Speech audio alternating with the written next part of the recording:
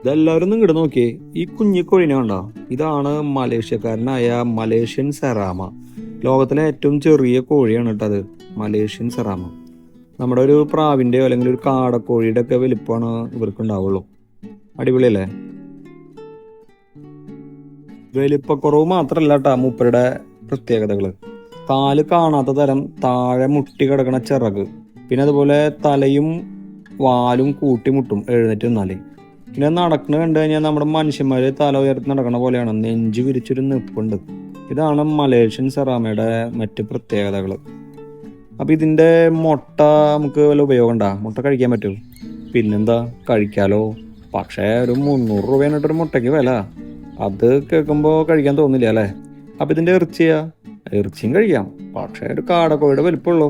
പിന്നെ ഇതിന്റെ വില വില അത്യാവശ്യം ഉണ്ട് കേട്ടാ. ഒരു 5K ഒക്കെ വരും മോനെ, നല്ല ജോഡി കിട്ടണമെങ്കിലേ. അപ്പൊ ഇറച്ചി വേണ്ടെന്ന് വെക്കില്ലേ? ഇത് അലങ്കാരക്കോഴിയാണ് കേട്ടോ ഗഡീസ്. ഇത് ഭംഗിക്ക് വളർത്താ, ഒതുങ്ങിയ കൂട് മതി, കുറച്ച് സ്ഥലം മതി.